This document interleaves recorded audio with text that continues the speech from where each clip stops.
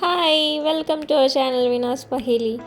അപ്പോൾ ഇന്ന് ഒരു മുട്ടക്കറിയുടെ റെസിപ്പിയാണ് കേട്ടോ. അപ്പോൾ ഈ കറിയുടെ പ്രത്യേകത എന്താണെന്ന് വെച്ചാൽ ഇതിന് ഗ്രീൻ കളറാണ്. അപ്പോൾ നമുക്ക് ഇൻഗ്രീഡിയൻസ് നോക്കാം. ആദ്യം നമ്മൾ വെളിച്ചെണ്ണ ഒഴിച്ച് നന്നായി ചൂടായി വരുമ്പോൾ സവാള ഇടാം. സവാള ഇട്ട് റെഡിയായി വരുമ്പോൾ ഈ ഒരു മിക്സ് ഇടാം കേട്ടോ. അത് ഞാൻ വീഡിയോ എടുക്കാൻ ആക്ച്വലി വിട്ടുപോയി, കാലത്ത് തിരക്കിലെടുത്തതാണ്. അപ്പോൾ ഇത് മിക്സ് എന്താണെന്ന് വെച്ചിട്ടുണ്ടെങ്കിൽ മല്ലിയില, ഇഞ്ചി, വെളുത്തുള്ളി, പച്ചമുളക് ഇട്ട് വഴറ്റി വരുമ്പോൾ ഉപ്പിടുക കേട്ടോ. ഉപ്പിട്ട് നന്നായിട്ട് ഇതുപോലെ മിക്സ് ചെയ്യുക. പിന്നെ അതിലേക്ക് നീളത്തിലായിട്ട് അരിഞ്ഞു വെച്ച തക്കാളി കേട്ടോ.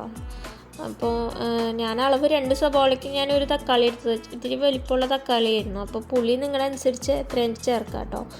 പിന്നെ ഞാനതിൽ ചേർത്തത് പെരുംജീരകമാണ്. അപ്പോൾ അതിൻ്റെ ഫ്ലേവർ ഇഷ്ടമുള്ളവർക്ക് അത് ചേർക്കാം. കറിയിൽ ചേർക്കുമ്പോൾ വേറെ നല്ല ടേസ്റ്റ് ഉണ്ട്.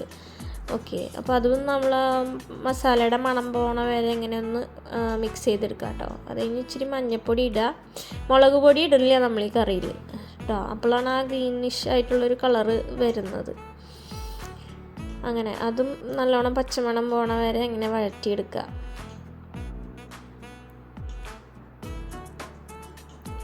പിന്നെ ഞാൻ ഇച്ചിരി മല്ലിപ്പൊടി ഇടുന്നുണ്ട്. അപ്പോൾ അതിൻ്റെ ഒരു ഫ്ലേവർ നിൽക്കാൻ വേണ്ടിയിട്ടാണ്.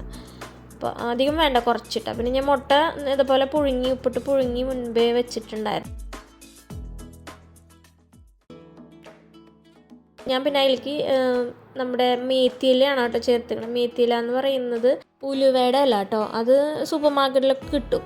ഓക്കെ, പിന്നെ ഞാൻ നമുക്ക് ഗ്രേവിക്ക് അനുസരിച്ചുള്ള വെള്ളം ഒഴിക്കണം. അപ്പോൾ ചൂടുവെള്ളം ഒഴിച്ചു. ഇനി ഇത് കുറച്ച് നേരം ഒന്ന് മിക്സ് ആവട്ടെ, ഒന്ന് തിളയ്ക്കാനായിട്ട് വെക്കുക. ഫ്ലെയിം കുറച്ചിടുക. അതുപോലെ മൂടി വെച്ചിട്ട് ഒന്ന് തിളപ്പിക്കുക. അതൊന്ന് ഫ്ലേവേഴ്സൊക്കെ ഒന്ന് മിക്സായി വരാൻ വേണ്ടിയിട്ടാണ്. അത് കഴിഞ്ഞ് നോക്കുമ്പോൾ നമ്മളിങ്ങനെ നന്നായി കുറുകി വന്നിട്ടുണ്ടാവും കറി. അപ്പോൾ അതിലേക്ക് പുഴുങ്ങിയ മുട്ട ഇങ്ങനെ മുറിച്ചോ അല്ലെങ്കിൽ എങ്ങനെ വേണമെങ്കിലും നമുക്ക് ഇടാം കേട്ടോ. അപ്പോൾ അങ്ങനെ ഇട്ട് മിക്സ് ചെയ്തെടുക്കുക. അപ്പോൾ അത്രേ ഉള്ളൂ ഇപ്പോൾ ഇന്നത്തെ കറി. വേണമെങ്കിൽ കുറച്ച് നേരം കൂടി ഒന്ന് മൂടി വെച്ചാൽ ഒന്ന് മുട്ട അതിലൊന്ന് മിക്സായി വരും. അപ്പോൾ കറി എന്തായാലും ട്രൈ ചെയ്ത് നോക്കുക. അതുപോലെ ഇഷ്ടമാണെങ്കിൽ ലൈക്ക് ചെയ്യുക, ഷെയർ ചെയ്യുക, സബ്സ്ക്രൈബ് ചെയ്യുക. വേറെ നല്ലൊരു വീഡിയോ ആയിട്ട് കാണാം. Okay, by.